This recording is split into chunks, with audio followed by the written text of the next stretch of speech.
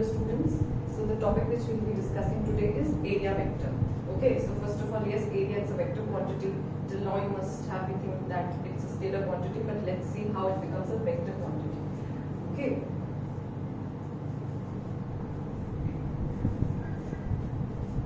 Area vector. So now let's draw a two-dimensional Cartesian system.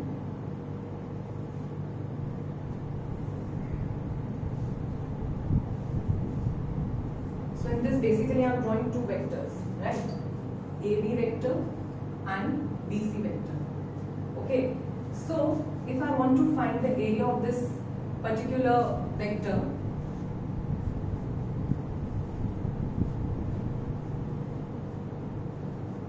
the cross product, we know that the area of this particular plane will be what?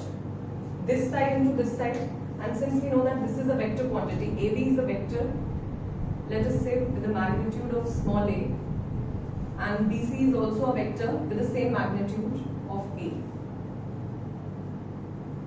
Right? So obviously now we want to find the area, so we'll just multiply both the sides. So here what we are doing, we are taking the cross product of it. AB cross BC. Okay, so you have studied in vectors that when you are taking cross product, you get a result in the form of a vector quantity. So how can you write it? Magnitude of AB vector into magnitude of BC vector into sine theta. Theta, the angle which the AB vector and BC vector are making between them. That is 90. Okay. So the magnitude you can write a square sine 90 is 1. Now since it's a vector quantity, what we should think about it, that in which direction the cross product will result. Okay. So now there are two possibilities.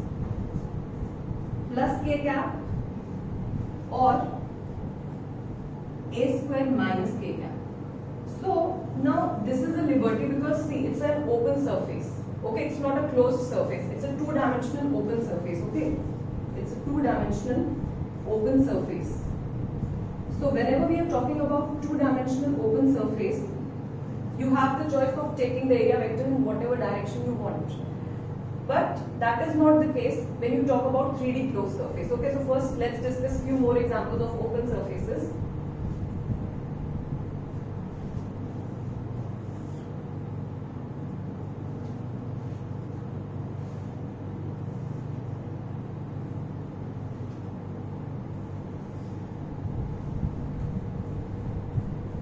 So basically this is a circle, right? And you can see that it is constructed in the XZ plane with a radius of capital R. Now you all know that okay, the area of the circle is pi r square.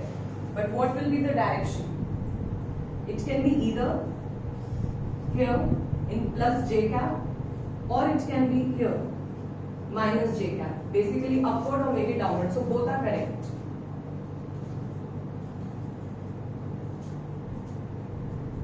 Pi r square plus j cap or pi r square minus j cap, right? So this was an example of open surface. Now let us focus on 3D closed surface.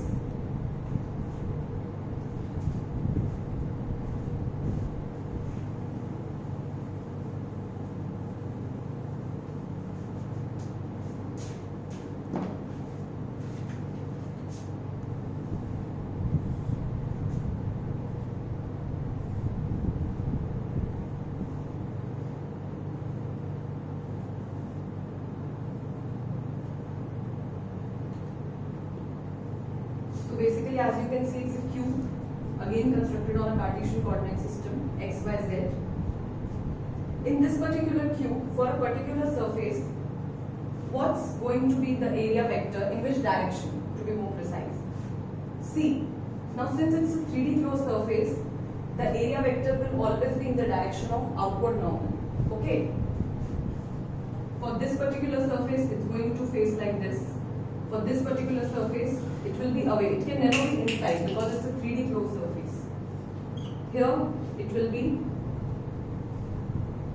minus j cap plus I cap minus I cap, and yeah, the face which is facing in front, it will go like this, like coming out of the board, plus k cap minus k cap.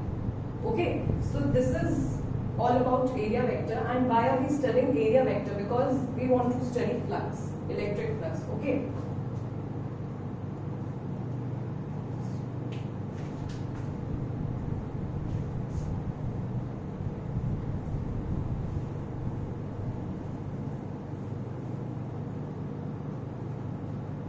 So let's see what flux is. Flux is basically defined as the number of electric field lines passing through a plane surface perpendicularly. Okay, number of electric field lines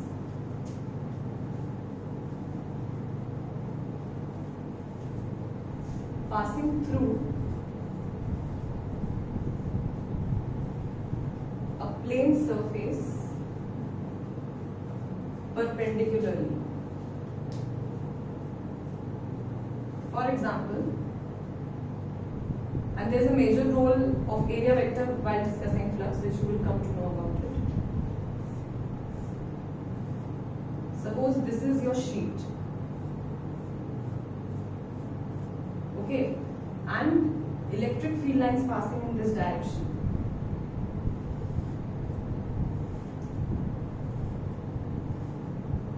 So the number of lines, imagine that this sheet is actually like this, just the way my hand is placed, and the electric fields are like this. So some of the electric field lines are actually passing through this. So if I say that 1, 2, 3 electric field lines are actually crossing this particular planar sheet, so it means the flux is 3. Okay, now if I want to increase the flux, now there are two possibilities of increasing the flux. Number one, either you increase the electric field density, it means that you increase the electric field lines. Number two, you can also increase the area of this particular sheet. Now, if I increase the electric field line, I am trying to draw exactly the same planar sheet of same dimension here.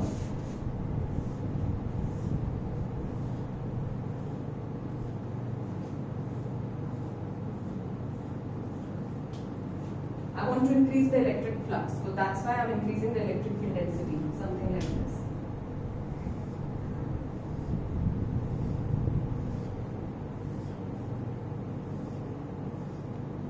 When you are saying that you are increasing electric field density, density is what? Mass per unit volume, like. So here for a certain area you are increasing the number of electric field lines for that particular region. So now what's the flux? 1, 2, 3, 4, 5, 6, 7. Now the flux has increased to 7. So with the same planar sheet, just by increasing the electric field lines, we can increase the flux. Now if you increase the area of this particular sheet with the same amount of flux, if you try to increase the area, same number of electric field lines are passing through it. Okay, now if I construct a sheet of a greater length and breadth, so obviously it's going to cover higher number of electric field lines. It means that the electric flux is depending on two things. Number one, the electric field lines, and number two, the area vector of the planar sheet. Okay, so by both these observations we conclude that flux is directly proportional to E, electric field, and is also directly proportional to area vector. Okay, so how do we define, how do we formulate this whole concept mathematically? Flux is your E dot A. Now you must have been thinking that why a dot product, why not cross product? See, a very important concept, that why are we taking the dot product, not the cross product?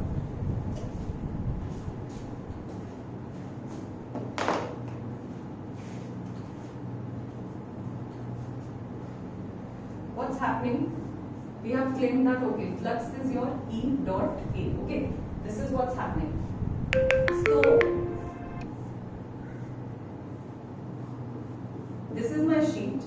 Here I was imagining that the sheet is like this and the electric fields are passing horizontally, okay, exactly perpendicularly to my hand. If my is in the form of a sheet.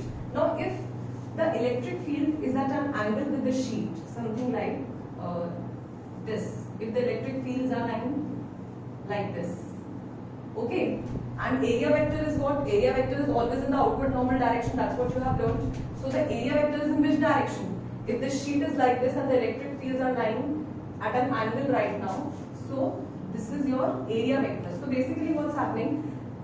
E dot A, which will give you mod of E, mod of A, cos theta. This is the expansion of a dot product. It gives you a scalar quantity in the form of a result.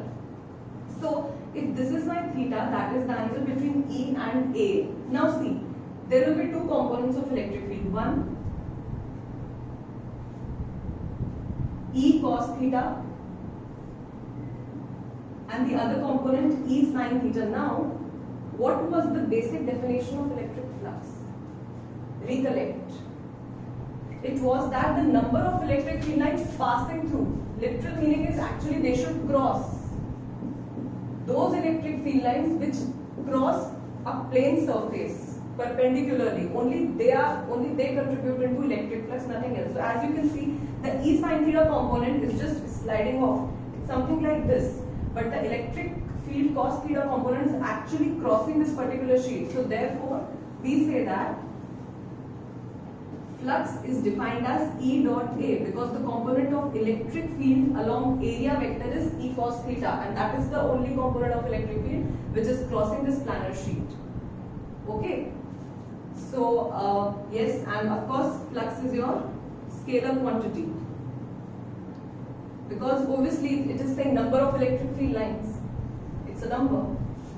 Okay, and what will be its unit? What will be the unit of flux? Newton per coulomb meter square. Electric field unit is what? Cos theta. Nothing. So yeah, and you can also find its dimension. That will be mLT minus 2 L to the power 2 for coulomb A into T.